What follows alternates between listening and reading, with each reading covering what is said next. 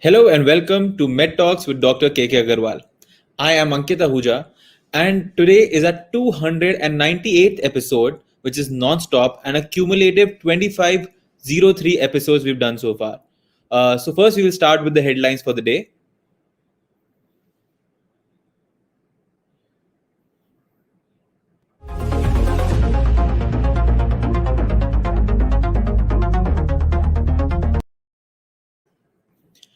According to the data from the Union Health Ministry, the number of new daily cases of coronavirus in India fell to 3.29 lakh after 14 days.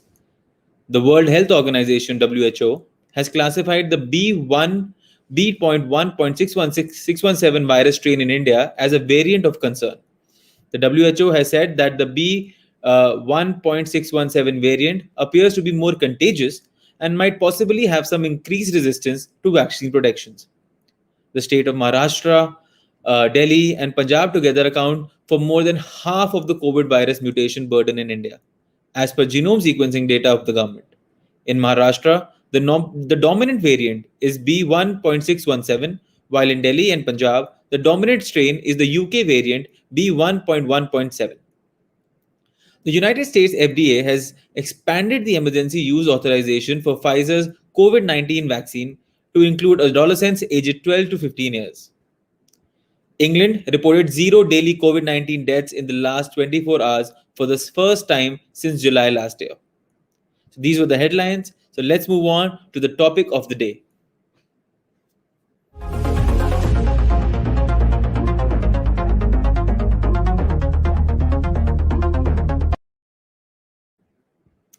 So let me introduce our special guest for the day, Mr. Dhruv Galgotia. Hi Dhruv, how are you? Hi Ankit, how are you? I'm very well. So Mr. Dhruv Galgotia is the CEO of Galgotia's University. He's the young CEO who's spearheading the making of Galgotia University as an institute of excellence. He has fast-tracked the growth trajectory of the university and is committed to international education in India. His focus is on collaborative global education system for greater impetus to academic excellence at Galgotia's University. Dhruv has been honored by national and international luminaries for his innovative global education system. He's also a sports enthusiast, and I'm sure that's he's not going out and playing and doing any sports right now, but he's also excelled in many sports like swimming and tennis. So, welcome to the show, Dhruv. Thank you so much. It's truly an honor to be on a part of the show where so many people across India have been advised, cured, and their lives have been saved through this medium and through uh, the advice of Dr. Agarwal. So it's truly an honor and privilege to be a part of the show. Thank you, welcome, Dhruv. So, we'll just dive right into the topic. So, how has education changed? How has it COVID impacted educational institutes in India? Well, at an outset, the pandemic has changed the complete scenario world over of the entire learning community. And it has created one of the largest disruptions of education systems in the history, affecting nearly almost 1.6 billion learners in more than 190 countries. 94% of the world's student population has been impacted, and it continues to ravage in and across India and the world. So, having said that, I believe that during a crisis, it gives an opportunity as well, and it has given a major boost to innovation, such as new tools, new applications, new technologies for teaching and assessments have come up, which will really benefit the teaching learning community. And every crisis brings a kind of learning, and that has pushed us to reimagine how the academic delivery, the curriculum, the pedagogy, assessments, examination, health and safety, even student housing, the dining, have to be reimagined, and how they are being completely changed uh, to uh, to have an impact which will last far beyond the pandemic. I believe that, as you must have read, even the edtech industry has exploded immensely and risen to some of the highest valuation deals over the last 6 to 7 months. And it continues to grow like that. And I believe that the pandemic has not only affected the higher education per se. Of course, it goes far beyond that. But I believe that the closure of educational institutions has impacted several ancillary businesses and essential services which are being given. For example, there are government schemes of providing food being given to various government schools which have been stopped. So, what happens to the nutritious food that is being provided to millions of children under various government schemes? There are several mental health issues that have come up among students. There have been cases of domestic violence. There have been Because of so many deaths, there have been issues of children losing both their parents, which is giving rise to child trafficking.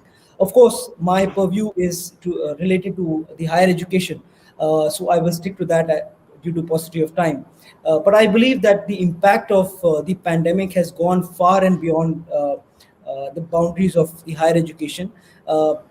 And as I said, the ancillary businesses. With regard to the impact of higher education, it all starts with admissions, and I believe that there has been an impact with regard to the international community coming to learn within India. But I believe that that impact is not as dramatic as it would have been in US or in other European countries, which are dependent almost more than 70% on international students. I believe that the Indian community has the numbers. I believe that the Indian universities are not so dependent on international students. I believe that the Indian universities have a big opportunity to tap into the students who are not going abroad, and make them attracted to them by giving quality education. So I think it's also given a huge opportunity to students who every year go out and spend lakhs of rupees, whereas they can get equal quality of education within India at a much cheaper cost. Okay, so tell me, like you also mentioned edtech, like right at the start. So how has the transition been, creating virtual classrooms? How has that changed the way you function? Because at the end of it, all of us, we've grown up going to colleges, going to the classroom. That had that already had its own charm. How has this transition impacted the students, and how have they taken to it? Well, there is no doubt that there has been a tectonic shift uh, with regard to use of technology and use of online mediums, use of IoT with regard to dissemination of knowledge. Of course, this has happened because of the pandemic and the lockdowns. Initially, when we were asked to close down because of the rising cases sometime in March last year, uh, it, it was a kind of a shock for the students and the faculty. But we were planning for the last 3 years to come into a form of a blended mode of learning. And that had been already embedded in our systems. So it was very easy for us to transform into a kind of a blended mode, wherein students can adapt to technology and use both mediums. So when the lockdown happened and students were asked to go back to their respective homes, uh, we started using various online technology platforms like MS Team, Zoom, Moodle, WebEx, and other UMSs, which are there for assessments to ensure that the students are engaged in and the learning doesn't stop. That was the key motive that we have, that wherever you are, your learning should not stop. And that is what our faculty very very quickly embraced, and we made sure that the classes were on, the students were engaged in the form of classroom online lectures, in the form of uh, content creation, in the form of assignments given to students which they could do at home. We conducted various assessments which the students could give and easily communicate with their faculty. So I think the shift for us was very very smooth.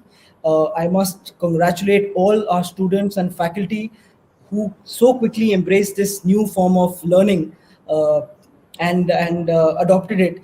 And I think it's going to be here to stay, because I believe that uh, I won't completely rule out the offline mode. It has to be a blended mode of learning, but uh, the online platforms give a huge uh, push to uh, the learning curve, in the sense that there are various technologies which we can use to enhance learning, to make learning interesting, to make learning more creative, and that has given us an edge over the others. And in fact, we were the first university to give the highest number of e-content to the state of UP. So I think in at least our state, we were the first ones to adopt it, and we shared the same technologies to with various other universities who asked us, because everybody wanted to know how we can engage the students. So we at our university ensured that what we practiced we shared with others, and the other universities also partnered with us and adopted a few technologies which we were doing. And ultimately it's all about sharing your knowledge, and that has impacted the way the students quickly adopted to the new technology. The faculty use these technologies in a new way. It is to maximize learning. They use new tools, new softwares to make their lectures more interesting. They made sure that they used all kinds of graphics. They had Moodles. They had various tools on various massive open courseware which they could get access to. And like you mentioned, edtech, there are so many platforms which were providing various contents which were online absolutely free of cost, so that we embedded in our system to provide the best content to our students. And that's what made our shift from offline to virtual so effective and efficient. And since it's, we've already done around 16 months of the lockdown, which means like two entire semesters have gone, and the third one is also nearly over. How have you managing, examinations? How are you managing growth of the students via these digital platforms? Yeah. So I think with regard to the offline infrastructure investment, I think most of the universities now need to focus on online IT, their IT infrastructure. And we have invested huge amounts in upgrading our IT infrastructure, not because of the pandemic, but because we wanted to embrace technology as quickly as possible. uh, there has been the speed at which the transition has taken place between the learners and the knowledge providers has been absolutely phenomenal.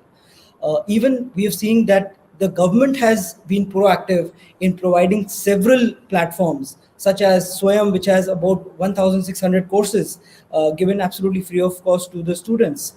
Diksha, which is for teacher training. There is Swayam Prabha, which has 32 DTA channels, which are absolutely free of cost. There is the National Digital Library, which has lakhs of ebooks, which can be accessed by anybody. There is the eShot Sindhu. There are virtual labs developed by IIT which you can partner with and get access to. So I think it is a partnership between it is the proactivity that has really made the difference, both by the private sector and the government. And What is interesting to see is that not only the academics, but other activities such as the fests, college fests are taking place online. Convocations are taking place online, and it's being held with equal excitement, and the interest of the students is equally there. So I think this shift has been absolutely phenomenal. And like when we did our online fest, there were almost 40 colleges participating from across India, and they participated in 35 events sitting right where they are. And that is how we embraced this new form of learning, this new form of participative interactive way of following up with the uh, change in technology. So I think it's been very exciting, it's been very interesting, and it continues to develop as we speak, because the change, the way the IT industry is on a hybrid mode to develop new apps, is absolutely phenomenal. And ultimately, the benefit will go to the students, because every that is the center of attention, that is the center of focus. And once the students are aware of all these applications that are being developed for them, they will choose the most appropriate one, the most efficient one, where their learning is maximized, and that's how companies will grow. So I think that is how important the IT sector is for us now. Yeah. Also, so tell me, I also know that you have a nursing college within the university. So, if we come to the pandemic, how has Galgodia's university's nursing department worked over time? Can you just give us a little bit about that?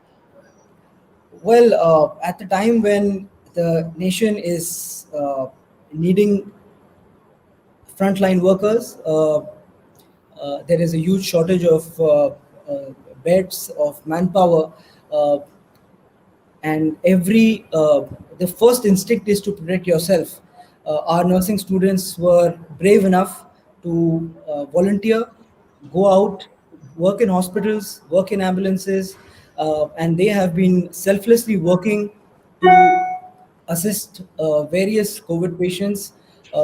They have been assisting in vaccinating people, and it's absolutely amazing to see the uh, uh, commitment levels that they are showing towards the people of India and towards the nation. And extremely proud of our nursing and pharmacy students who are working day and night to ensure that every patient is properly looked after, is properly administered medicines, and uh, it's people and saving lives for them first. And in spite of having resistance from their families, they went against all odds, and they are absolutely on the ground and working day and night to protect the lives of thousands of people across India. So it's the contribution is absolutely amazing. And once the pandemic gets over, we've organized.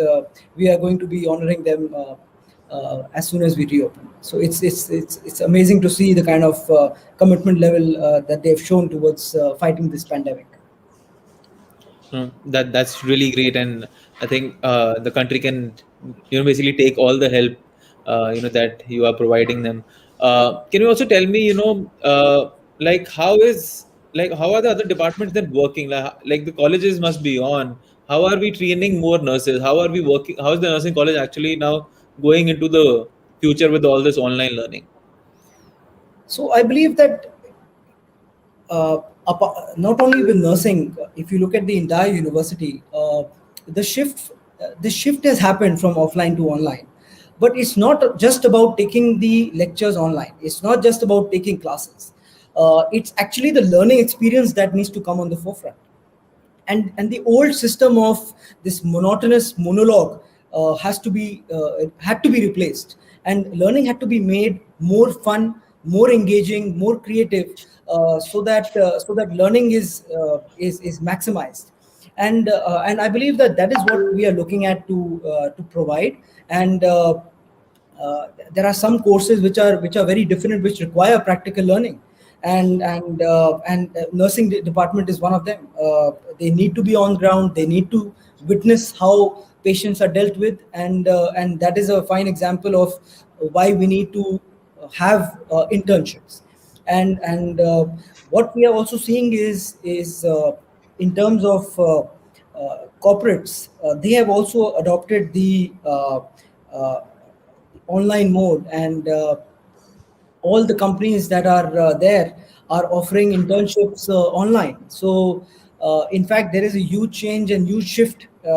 Since I mentioned the corporates, what we are seeing is that since the work from home culture is already in play, we are seeing that our third year students of engineering and management and various other courses, companies are giving them assignments right from third year, where they don't have to go out from the university. They can start working on actual live projects within the university while they are studying. So that exposure they are getting much before when which they would have got after graduating. So I see this adoption of technology has been not only within the realms of uh, uh, the higher education institutions, but it has gone to corporates more so, and uh, that is what is exciting to see. In fact, we are seeing another change, that corporates are willing to set up offices within educational institutions, and uh, while the students are studying, they are giving them live projects in their offices within the educational institution campuses. So that is going to be actually path breaking, because it serves both the purposes. The corporates Oh, get that's the really yeah, the corporates get trained manpower, which which they spend crores and crores to train, uh, and finally make them on the job, uh, working on the job. So what we're seeing is that the corporates are coming on campus, they are setting up bases in campus, the universities are happy to provide them with space, and the students are very excited to work on live projects. So it's a win-win for not only the students but and the corporate, but also the university, because they get to place their students at the much earlier. So it's an amazing shift. It's amazing to see the kind of proactivity that has been seen in all fronts.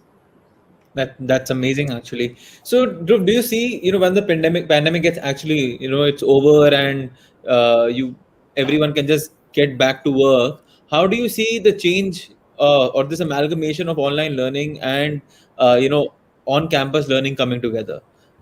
Because once everything is opened up and students are back, how do you think the transition will happen?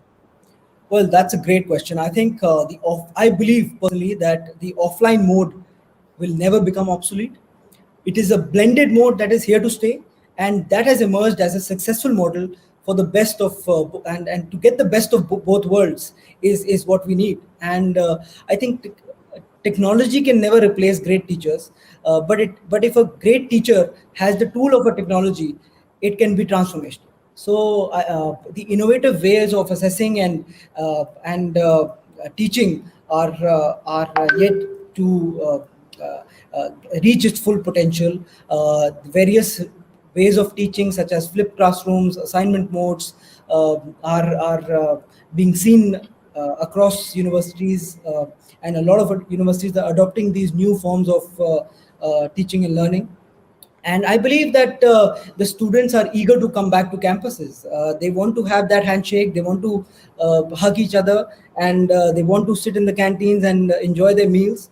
And I think that is an important component of social life of a student. And the learning happens most when along with your peers. So I think students are eagerly waiting to come back and enjoy the campus life. And of course, the infrastructure for online education is still a challenge, not in as much in urban areas but in rural areas. If you look at the statistics, only 10% of the Indian households get actual good internet. So when you look at online education uh, to the masses, we are still a bit far away. But of course, it is very much achievable. The government is working on providing broadband to the remotest part of villages, and ultimately, it is the blended mode that will be of uh, most effective way of teaching learning. And And do you, yeah. yeah. So I was thinking, like, you will also, do you need any change in, immediate infrastructure or the way you conduct classes, even when the schools and colleges open? COVID might still be around. Do you also see how do you actually, want to plan that students come in and they are also studying in a safe environment? Absolutely. So I think with regard to the safety of students, that is of prime concern, and priority for any institution. Uh, there have been guidelines from time to time from various governing bodies, such as the University Grants Commission, the state governments, regarding various protocols that have to be followed within campuses. I believe that the government has been very proactive in and so have the universities in ensuring that the student safety is of prime concern. but it is not as much as the policing that will help. It is your own safety. So students have realized that it is for their protection that they need to wear a mask. It is for their protection that they need to ensure social distancing. Uh, and once that realization sets in, I believe that we can beat the odds of the pandemic. Once students are more aware and they realize that they need to keep the COVID protocols in place, I believe that that will take care of uh, the issue of health and safety in campuses. That's great. So I have one last question for you. So what message do you have for all the students, at home, learning, braving through the pandemic, but not compromising on their education? Well, right now, the only thing I have to say is stay at home, be safe. Uh, there are several tools that you can use to maximize your learning. Use those, and I believe that COVID now has entered every household. It has affected every uh, almost every person within our country, and the first thing is to make sure that they keep themselves safe, their families safe, and once the pandemic, the next 2 weeks are very, very critical. And once they are able to start their learning process, there are so many tools which the university has provided, which they can get access to. There are so many people that have come out to give free um, advice, lectures, on YouTube, on various other platforms. And I believe that it's not only an educational institution that has to provide you with knowledge. Uh, Even platforms like Yeah. Instagram have so many learning channels. YouTube is there, Facebook is there, where so many learning people have come out to offer free education and share their experiences in learning. There are so many TED talks that are available. So I think there is no limit to uh, learning now. And uh, if the students have interest in anything, they can master it just by a laptop or a mobile phone that they have. Great, and thank you for Galgodias University to enable that, for the students at home as well. So thank you, Dhruv Galgodia, for joining us today. Ritu, if you can please share the certificate with Dhruv. Yeah, Thank you. It's been a total honor. Thank you. thank you, Dhruv. Thank you. So that will be all for today, everyone. We will be back tomorrow at 7 p.m. with another edition of Dr. K. Med Talks with Dr. K. Agarwal. Keep watching. Namaskar.